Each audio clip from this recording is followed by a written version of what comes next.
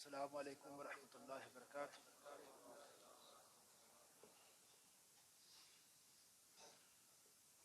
الحمدللہ الحمدللہ والصلاة والسلام علی رسول اللہ۔ الحمدللہ نحمده ونستعینه ونستغفره ونعوذ باللہ من شرور انفسنا ومن سیئات اعمالنا، من يهده الله فلا مضل له ومن يضلل فلا هادي له، ونشهد ان لا اله الا الله وحده ونشهد ان سيدنا ومولانا محمدا عبده ورسوله، اما بعد فإن خير الحديث كتاب الله وخير الهدي هدي محمد صلى الله عليه وسلم وشر الأمور محدثاتها وكل محدثة بدعة وكل بدعة ضلالة وكل ضلالة في النار۔ اللهم صل على محمد وعلى آل محمد كما صليت على إبراهيم وعلى آل إبراهيم إنك حميد مجيد۔ اللهم بارك على محمد وعلى آل محمد كما باركت على إبراهيم وعلى آل إبراهيم إنك حميد مجيد۔ أعوذ بالله السميع العليم من الشيطان الرجيم من همزه ونفخه ونفثه، بسم الله الرحمن الرحيم۔ رب اجعلني مقيم الصلاة ومن ذريتي ربنا وتقبل دعاء۔ ہر قسم کی تحمید و ستائش کبریائی بڑائی اللہ وحدہ لا شریک کی ذات کے لیے، اور اللہ تعالیٰ کی حمد و ثنا کے بعد بے شمار لا تعداد انگنت درود السلام امام الانبیاء امام الحرمین سید الثقلین جد الحسن والحسین جناب محمد رسول اللہ صلی اللہ علیہ وسلم کی ذات اقدس و ذات طیبہ پر۔ حضرات، آج کے اس خطبہ جمعہ میں اللہ تعالیٰ کی توفیق اور فضل سے ایک اہم مسئلہ کی طرف آپ کی توجہ چاہوں گا۔ ہم سب کے لیے اور خاص طور پہ والدین کے لیے یہ بات بڑی توجہ طلب ہے کہ ہم لوگ اپنے بچوں کی تربیت کرتے وقت اور جن باتوں کی ہم اپنے بچوں کو نصیحتیں کرتے ہیں، ان میں جو بڑی نصیحت تھی اور تربیت کی باتوں میں جو اہم بات تھی وہ مسئلہ نماز کا تھا۔ اب نماز کے حوالے سے ہماری اپنی پابندی کیسی ہے اور ہم اپنے بچوں کو اس حوالے سے کیا پابندی کرواتے ہیں۔ المیہ معاشرے کا یہ ہے کہ مساجد، بڑی بڑی مساجد، وہ عام طور پہ جو نمازیں ہیں ان سے خالی نظر آتی ہے، بالخصوص فجر کی نماز۔ اور فجر کی نماز وہ تھی جس کے حوالے سے اللہ تعالیٰ نے قرآن حکیم کے اندر اللہ تعالیٰ نے جب پیغمبر علیہ السلام کو نماز کے حوالے سے حکم دیا تو فرمایا اقم الصلاۃ لدلوک الشمس الی غسق اللیل وقرآن الفجر ان قرآن الفجر کان مشہودا۔ صبح کے وقت بھی، شام کے وقت بھی حکم دیا کہ آپ نماز پڑھیے، نماز کو قائم کیجیے،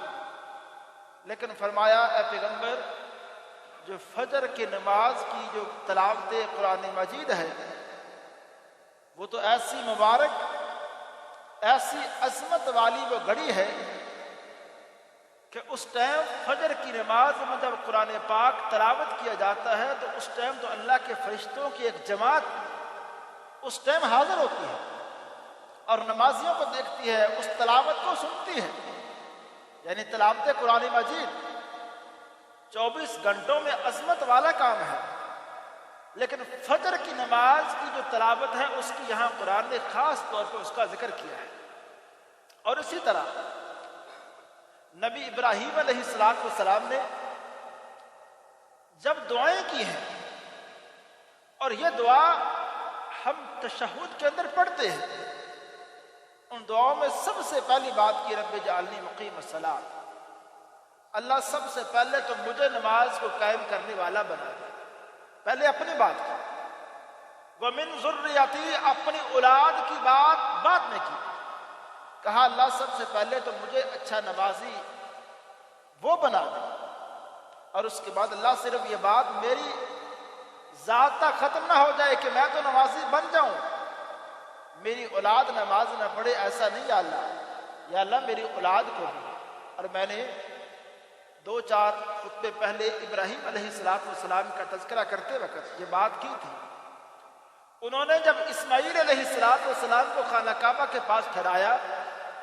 تو اپنے رب سے جو دعا کی اس میں اس بات کو ذکر کیا، اللہ میں نے تیرے اس گھر کے پاس جہاں ظاہری دنیا کی کمانے کے کوئی اسباب نہیں ہیں، مجھے اپنے بچوں کی معاشی حوالے سے یہاں کچھ خوشحالی نظر نہیں آ رہی، لیکن یا اللہ پھر بھی میں نے تیرے گھر کے پاس اپنے بچوں کو اس لیے ٹھہرایا ہے لِيُقِيمُوا الصَّلَاةَ، تاکہ اللہ یہ نماز پڑھتے رہے. اور اللہ یہ خانہ کعبہ جو گھر میں نے اور میرے بیٹے اسماعیل نے بنا لیا ہے، اللہ اس پہ بھی میرا کوئی فخر نہیں ہے، میں دنیا کے سامنے اس پہ کوئی اپنی شہرت نہیں چاہتا ہوں، اس پہ بھی اللہ یہی کہتا ہوں ربنا تقبل منا، اللہ یہ ہم نے کاوش کی ہے اس کو تو قبول فرما لے. نماز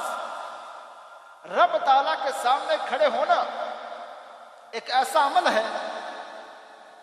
کہ جبرائیل علیہ السلام ایک دن ایک انسانی شکل میں صحابہ اکرام کی جماعت اللہ کے رسول علیہ السلام کے ارد گرد وہ براجمان ہے. جبرائیل ایک انسان کی شکل میں آتے ہیں. حضرت عمر کہتے ہیں کہ ہم نے اس بندے کو دیکھا، بالکل کالے سیاہ رنگ اس کے بالوں کا اور سفید رنگ کے کپڑے، اور اس کے جب بالوں کو ہم نے دیکھا، اس کے کپڑوں کو دیکھا تو ہمیں لگا یہ بندہ کہیں دور سے سفر کر کے تو نہیں آیا، بالکل وہ فریش، اس کے چہرہ، اس کے کپڑے. لیکن ہم میں سے کوئی بندہ اس بندے کو جانتا بھی نہیں تھا. اس بندے نے آتے ساری پیغمبر علیہ السلام کے سامنے بیٹھ گیا. اس نے کہا اے محمد ذرا بتائیے ومل اسلام، آپ بتائیں گے کہ اسلام کیا ہے؟ تو اسلام اللہ کے رسول علیہ السلام نے کیا بتایا؟ فرمایا اسلام یہ ہے کہ سب سے پہلے اس کے اندر اللہ اور اس کے رسول کے بارے میں گواہی دینی ہے کہ اللہ ایک ہے، محمد صلی اللہ علیہ وسلم اللہ کے سچے آخری رسول ہیں. اور اس بات کے بعد دوسری بات کا تذکرہ یہ کیا، کہا اسلام یہ ہے کہ اس کے اندر نماز ہے. اور اسی طرح جب اللہ کے رسول علیہ السلام نے فرمایا بنی الاسلام علی خمس، کہ اسلام کی بنیاد ہی 5 چیزوں پہ ہے. اسلام کی بنیادیں، اسلام کی عمارت کھڑی نہیں رہ سکتی سوائے ان 5 چیزوں کے. اگر یہ 5 چیزیں نہ ہوں، سب سے پہلی اس کی بنیاد ذکر فرمائی کہ اس میں اللہ اور اس کے رسول کے بارے میں گواہی دینا. دوسری بات یہاں بھی یہی ذکر فرمائی، کہا نماز پڑھو. میں عرض یہ کرنا چاہتا ہوں، یہ عبادت روزے، حج، زکوٰۃ، ان عبادات کی بھی بڑی اہمیت ہے، لیکن کلمہ اسلام کے بعد آپ احادیث میں اگر عبادات کا تذکرہ دیکھیں گے، کلمہ اسلام کے بعد سب سے پہلے تذکرہ اگر ہے نماز کا، اس سے میں اور آپ اندازہ لگائیں کہ ہمارے پیغمبر کی نظر میں اور ہمارے رب کی نظر میں نماز کی اہمیت کیا ہے۔ اور اللہ تعالیٰ نے نماز کے حوالے سے قرآن پاک کے اندر عیسیٰ علیہ السلام کے بارے میں یہ بات ذکر کی ہے۔ انہوں نے کہا تھا بچپن کے اندر جب اللہ تعالیٰ نے ان کو بولنے کا ملکہ دیا تھا، انہوں نے کہا تھا قال انی عبد اللہ، میں اللہ کا بندہ ہوں، آتانی الکتاب وجعلنی نبیا۔ عیسیٰ وہ پیغمبر ہیں جن کو بچپن کے اندر ہی نبوت دے دی گئی، اور بچپن کے اندر انہوں نے کیا دیا، تھوڑے دنوں کے تھے، کہا اللہ نے مجھے کتاب بھی دے دی ہے اور مجھے نبی بھی بنا دیا ہے۔ اور ساتھ قرآن میں آتا ہے وجعلنی مبارکا، اللہ نے مجھے مبارک بنایا ہے۔ ہمارے استاد وہ ہمیں پڑھاتے وقت یہ بات کہتے تھے کہ آپ علم پڑھیے، آپ دنیا میں جہاں بھی جو کام کریے، لیکن اللہ سے عیسیٰ علیہ السلام والی یہ دعا، اس کا تذکرہ بار بار کریے کہ اللہ مجھے اپنا مبارک بندہ بنا۔ یہ جو مبارک ہوتا ہے نا حضرات، بعض بندوں کے پاس علم بہت زیادہ ہوتا ہے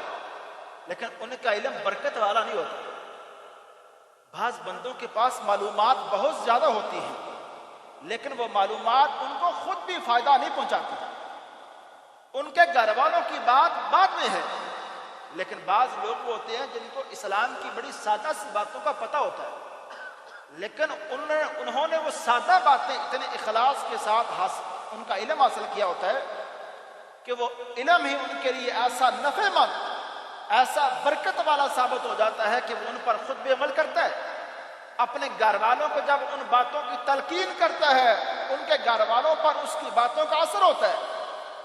اور اس کی تھوڑی سی معلومات ایک گھر سے نکل کے دوسرے گھر میں پھر اس طرح محلے تک پہنچ جاتی ہیں۔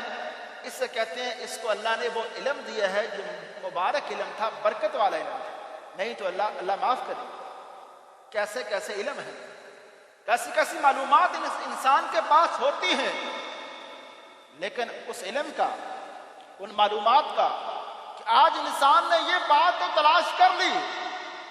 کہ چاند کے اوپر کیا ہے، سورج وہ سورج کتنا وسیع ہے، اس کے اوپر مخلوقات کی صورتحال کیا ہے،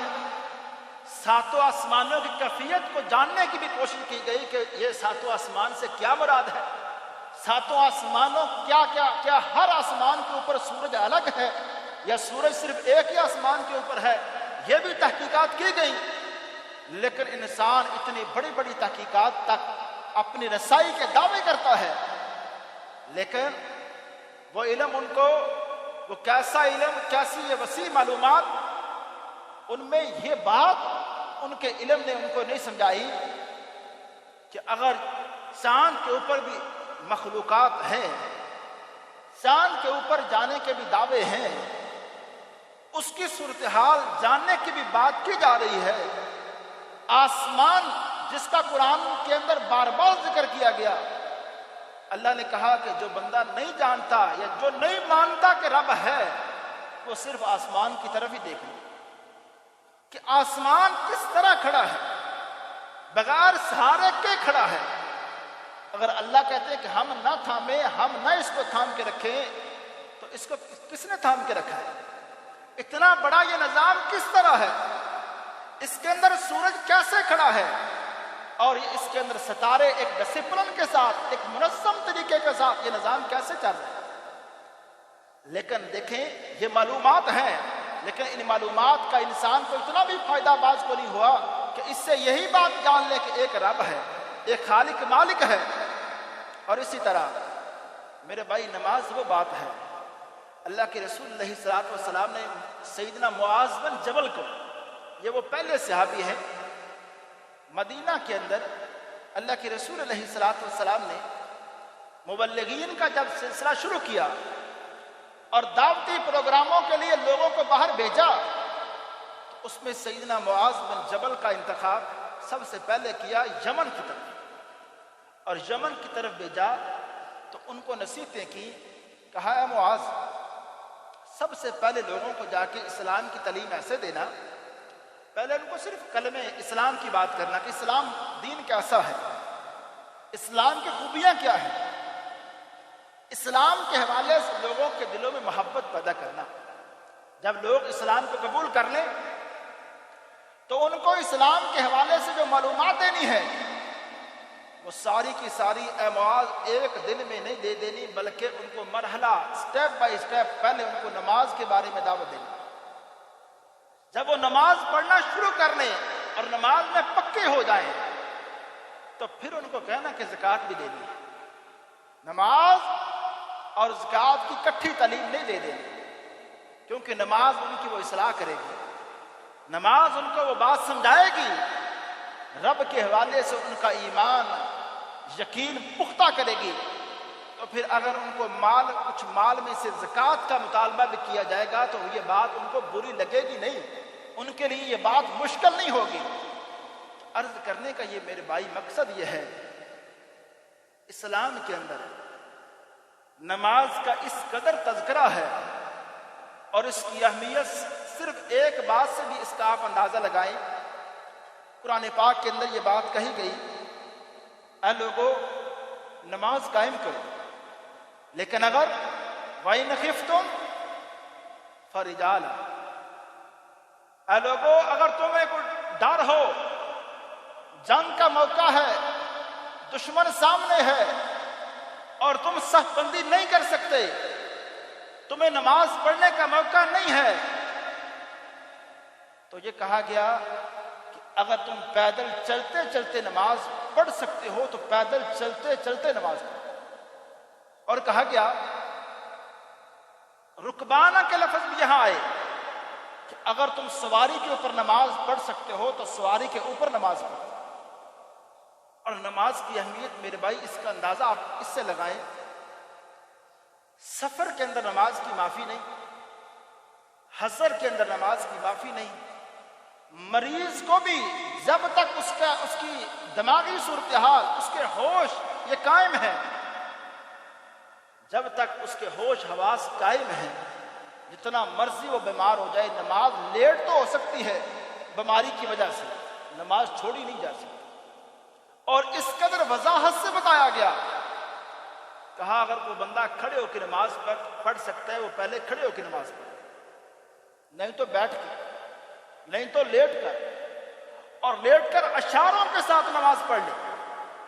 نماز کی کسی بھی طرح سے چھوٹ نہیں رکھی گئی۔ اور یہ نماز میرے بھائی یہ وہ عمل ہے کہ اگر ہم اپنی مشکلات کا، ہم اپنی حاجات کا اگر اللہ سے سوال کریں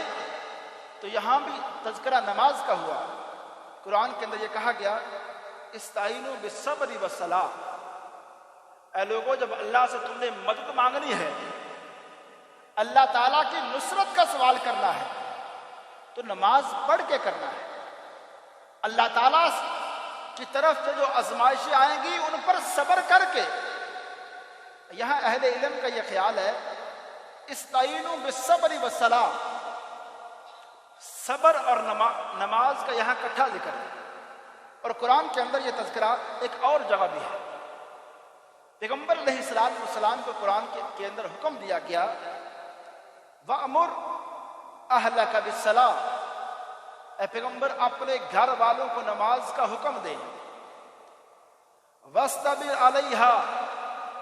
اور اس معاملے میں صبر کیجیے۔ یہاں بھی یہ لفظ صبر کا ہے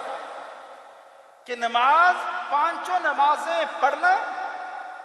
اور اپنے گھر والوں کو اس کی تلقین کرنا اور اپنے گھر والوں کو نماز پڑھانا، فرمایا یہ کام مشکل نہیں ہے، بڑا صبر آزما کام ہے۔ اس میں باتیں بھی سننی ہوں گی، اس میں آپ کو پابندی بھی کرنی ہوگی، اپنی بڑی مصروفیات چھوڑنی ہوگی، آپ کو اپنے تجارتی معاملات میں سے وقت نکالنا ہوگا۔ تو کہا ان سارے معاملات پہ اے پیغمبر آپ صبر کیجئے. اور اس میں یہ کہا گیا سیدنا عمر رضی اللہ تعالیٰ عنہ کے بارے میں یہ بات آتی ہے، جب فجر کی نماز ٹائم سیدنا عمر اپنے گھر والوں کو جگاتے اور کہتے کہ اٹھ جائیے، نماز کا ٹائم ہو چکا، الصلاۃ الصلاۃ، نماز کا ٹائم ہے، نماز کا ٹائم، نماز پڑھیے. اور ساتھ وہ اس آیت کو اپنے گھر کے اندر تلاوت کر رہے ہوتے، وَأْمُرْ أَهْلَكَ بِالصَّلَاةِ، کہ قرآن کے اندر یہ حکم دیا گیا ہے کہ آپ اپنے گھر والوں کو نماز کا حکم دیں. اور آج مساجد، آج اللہ کے گھر، میرے بھائی جب ہمارے بارے میں اللہ سے شکوے کریں گے جب یہ مساجد خالی ہوں گی فجر کی نماز ٹائم، جہاں صرف آپ محسوس نہ کریں چند بوڑھے چند بزرگ اگر وہ صرف مسجدوں کے اندر آئیں، نوجوان مساجد سے دور ہوں، نماز سے غافل ہوں، پھر ہر حوالے سے سختی آئیں گی. آپ ذرا تاریخ کا مطالعہ کریں اور کبھی اپنے آپ سے ایک سوال تو کریں کہ جس معاشرے سے یا جن لوگوں سے ہماری نسبت ہے کہ ہمارے بڑے وہ صحابہ کرام ہیں، تو صحابہ کرام کے والے سے جب ہم پڑھتے ہیں تو ایک لمحے کے لیے بھی ہمارے ذہن میں یہ بات نہیں آتی کہ ان میں سے ایک بندہ کوئی ایک نماز بھی چھوڑتا تھا.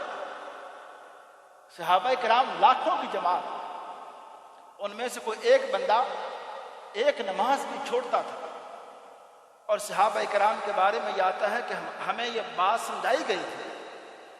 کہ چند دن اگر کوئی بندہ مسجد نہیں آیا، چند دن کوئی بندہ مسجد نہیں آیا،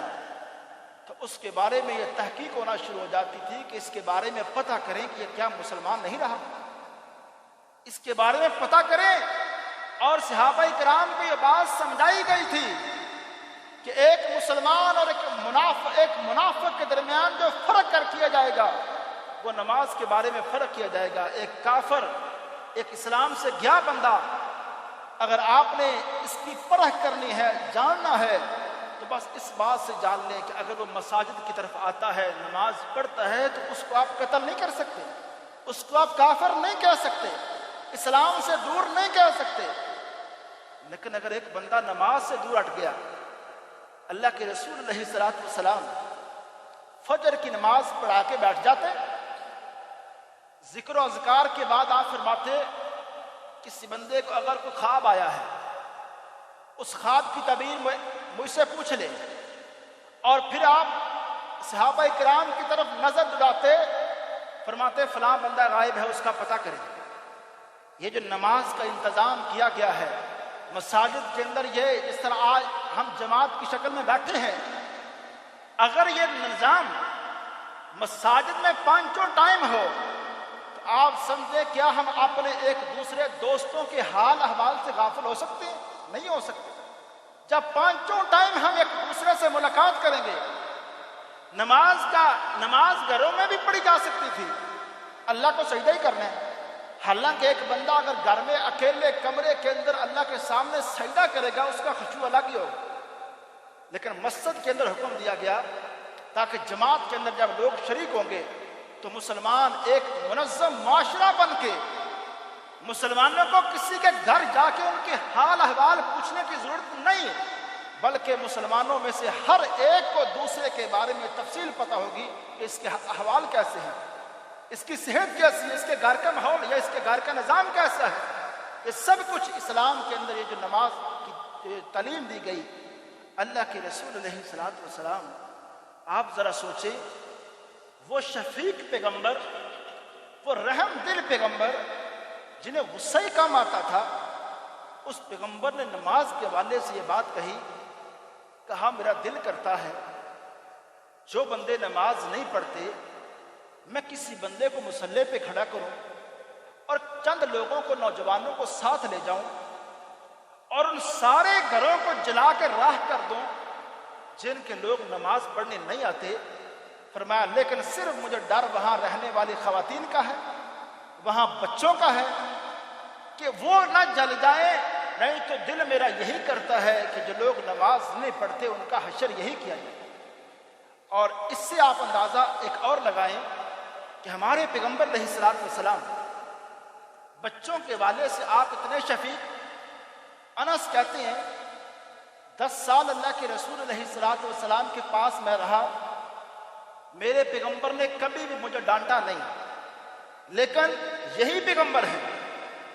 آپ فرماتے ہیں بچے کی عمر 7 سال ہو جائے اس کو نماز کی تعلیم دینا شروع کر دو، لیکن اگر بچہ 10 سال کا ہو جائے تو اگر نماز نہ پڑھے تو فَضْرِبُوهُنَّ، تو فرمایا ان کو مارو، ان پر سختی بھی کرو۔ اب آپ اندازہ لگائیں کہ وہ پیغمبر، یہی وہ پیغمبر ہیں، مدینے کے ایک بچے کے والے سے اللہ کے رسول علیہ الصلوۃ والسلام کو انصار، یعنی جو مدینے کے لوگ انصار جنہوں نے مہاجرین مکہ سے آنے والے مسلمانوں کی بڑی ہیلپ کی، بڑی مدد کی، تو مدینے کے مسلمانوں کو انصار کہا جاتا ہے۔ انہوں نے ایک بچے کے والے سے شکایت کی کہ اللہ کے رسول فلاں بچہ ہے، وہ ہماری کھجوریں نہیں چھوڑتا، کبھی یہ نقصان کرتا ہے کبھی وہ نقصان کرتا ہے۔ آپ نے اس بچے کو بلایا، فرمایا بیٹا تیرا کیا معاملہ ہے؟ انہوں نے کہا اللہ کے رسول یہ کھجوروں کو نقصان پہنچاتا ہے۔ فرمایا بیٹا ایسا ہی ہے؟ اس نے کہا اللہ کے رسول آپ ان انصاریوں کو کہیں مجھے نیچے پڑی کھجوروں سے روکے نہ، تو پھر اوپر پتھر میں نہیں ماروں۔ یہ والی نرمی اگر یہ میرے اوپر کر لیں تو اللہ کے رسول علیہ الصلوۃ والسلام نے انصاریوں سے کہا کہ اس بچے پر کوئی سختی یہ نہ کرے، کوئی پابندی نہ لگائے کہ نیچے پڑی کھجوریں وہ اس کو اٹھانے دو، وہ نہ روکو۔ یعنی آپ نے بچے کو کس حوالے سے آپ لوگوں کو روک دیا کہ اس پر سختی نہ کرو، لیکن یہی بچہ فرمایا کہ اگر یہ نماز نہیں پڑھتا اس کو ڈانٹو، سختی کرو۔ اور اسلام کے اندر یہ بات کہی گئی ہے میرے بھائی کہ جو لوگ اسلام سے نکل چکے ہیں وہ آپ کے بھائی نہیں ہیں، لیکن آپ کے بھائی وہی ہیں جنہوں نے توبہ کر لی ہے، جنہوں نے نماز پڑھ لی ہے، وہ اسلام کے اندر آپ کے بھائی ہیں۔ اگر آپ اسلام کی جو تعلیمات اور اسلام کے اندر جو قرآن پاک احادیث کی کتابیں، اگر ان کا تھوڑا سا بنیادی سا اگر ہم مطالعہ کریں گے، نماز کا ان کتابوں کے اندر بار بار ہم ذکر پائیں گے۔ قرآن پاک پہلا صفحہ سورۃ البقرہ، اس پہلے صفحے کے اوپر نماز کا ذکر شروع ہو گیا ہے۔ اور اسی طرح صرف اہل علم کا یہ خیال ہے کہ 500 سے زیادہ مرتبہ نماز کا قرآن کے اندر تذکرہ کیا گیا ہے۔ اور اللہ کے رسول علیہ الصلوۃ والسلام جب ہجرت کر کے جاتے ہیں، ابھی مسجد قباء اس جگہ پہ چند دنوں کے لیے اللہ کے رسول علیہ الصلوۃ والسلام نے ٹھہرنا تھا، مشکل آپ نے ٹھہرنا نہیں تھا، وہاں سب سے پہلا کام کیا مسجد بنائی، مسجد مدینہ منورہ تشریف لائے۔ یہاں پہلے کاموں میں سے جو بڑا کام اللہ کے رسول علیہ الصلوۃ والسلام نے کیا، مسجد بنائی۔ نماز کا اسلام کے اندر جو تذکرہ ہے وہ میرے بھائی اس کی اہمیت کا کوئی بندہ انکار نہیں کر سکتا۔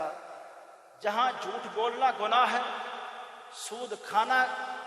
یہ حرام اور گناہ ہے اور اللہ کی ناراضگی کی وجہ ہے، حرام خوری اللہ کی ناراضگی کی وجہ ہے، اللہ کی مدد ہم سے دور ہٹ چکی ہے ان گناہوں کی وجہ سے، تو میرے بھائی ان گناہوں سے کئی گنا بڑا گناہ یہ بے نماز ہونا ہے۔ اس کو ہمیں سمجھ ہونی چاہیے کہ یہ ایک بڑا گناہ ہے، اور ہر پیغمبر، جتنے بھی پیغمبر اس زمین پہ آئے ان کو نماز کے حوالے سے خاص حکم دیا گیا، اور یہ بھی کہا گیا کہ نماز صرف آپ خود نہ پڑھے بلکہ اپنے بچوں کو، اپنے گھر والوں کو نماز کی تعلیم دے، اور اس میں یہ تربیت میں یہ بات شامل کرے۔ تو میرے بھائی ہم اپنے بچوں کو جو بنیادی تعلیمات دے رہے ہیں ان میں ان بنیادی تعلیمات میں نماز کو شامل کریں۔ اگر مسجدوں کے اندر خاص طور پہ میں آپ سارے نمازی بھائیوں سے خاص طور پہ یہ گزارش کروں گا کہ آپ جس مسجد کے اندر بھی نماز پڑھتے ہیں بچوں کے حوالے سے اپنا سینہ بڑا کھلا رکھیں کہ اگر ایک بچہ شرارت بھی کرتا ہے، ایک بچہ بھاگتا بھی ہے، دوڑتا بھی ہے، ہم بڑے بندے اپنے حوالے سے سوچتے ہیں کہ اگر ہم سکون سے بیٹھے ہیں تو بچہ بھی میرے ساتھ آ کے بڑے ڈسپلن کے ساتھ وہ خاموشی سے بیٹھا رہے، ایسا نہیں ہو سکتا۔ وہ بچہ ہے اور ہم بڑے ہیں۔ بچوں کے والے سے اگر مسجد کے اندر ان کو یہ ماحول بھی دیا جائے کہ ان کو بات بات پہ نہ ڈانٹا جائے،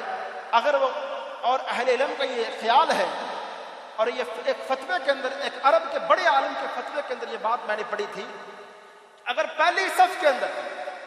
ایک بچہ کھڑا ہو چکا ہے اور اس کو نماز کا پتہ ہے کہ نماز کیا ہے، ہمارے ہاں سختی ہوتی ہے نا کہ یہ اگلی صف کے اندر بڑے کھڑے ہوں، یہ کوئی مسئلہ نہیں ہے کسی حدیث کے اندر۔ اس فتوے کے اندر یہ بات میں نے پڑھی تھی کہ اگر ایک بچہ پہلے آ کے صف کے اندر بیٹھا ہے تو وہاں کھڑے ہونے کا حق اسی بچے کو ہے۔ اگر وہ احتراماً کہہ دے کسی کو کہ آپ بڑے آگے آ جائیں تو وہ یہ حق وہ اپنا حق کسی کو دے سکتا ہے، لیکن ہم اس بارے میں سختی نہیں کر سکتے۔ ہم مسجدوں کے اندر ایسا ماحول پیدا کریں اور گھروں کے اندر اب بچوں کو نماز کے حوالے سے تعلیم دینے میں، تربیت دینے میں نماز کو ہم لازمی شامل کریں۔ تو اس کے لیے پھر آخری بات یہی ہے کہ جب ہم خود نماز میں پابندی کریں گے اور یہ نماز کا تذکرہ ہمارے گھروں کے اندر بار بار ہوگا، ہماری خواتین جب پابندی کے ساتھ گھروں میں نماز پڑھیں گی، تب ہمارے بچے اس نماز کے ماحول کو دیکھ کر ہمیں کوئی گھنٹہ لیکچر دینے کی ضرورت نہیں ہوگی، وہ بچے خود بخود نماز سیکھ جائیں گے۔ وما علیہ الا البلاغ۔ الحمدللہ نحمدہ ونصلی علی رسولہ الکریم۔ ایک چھوٹا سا اعلان سن لیں کہ انتظامیہ کی طرف سے کہ بجلی کا بل اس دفعہ پھر 1 لاکھ سے صرف 500 کم ہے، 1 لاکھ سے 500 کم صرف بل آیا ہے اس دفعہ بجلی کا۔ آپ سارے بھائی، آپ سے گزارش ہے کہ اس میں لازمی اپنا حصہ آپ ڈال کے جائیں۔ اما بعد فإن خیر الحدیث کتاب اللہ وخیر الہدی ہدی محمد صلی اللہ علیہ وسلم وشر الامور محدثاتها وكل محدثة بدعة وكل بدعة ضلالة وكل ضلالة في النار۔ اللهم صل على محمد وعلى آل محمد كما صليت على إبراهيم وعلى آل إبراهيم إنك حميد مجيد۔ اللهم بارك على محمد وعلى آل محمد كما باركت على إبراهيم وعلى آل إبراهيم إنك حميد مجيد۔ ربنا آتنا في الدنيا حسنة وفي الآخرة حسنة وقنا عذاب النار۔ ربنا آتنا في الدنيا حسنة وفي الآخرة حسنة وقنا عذاب النار۔ اللهم اشف مرضانا ومرضى المسلمين۔ سبحان ربك رب العزة عما يصفون وسلام على المرسلين والحمد لله رب العالمين۔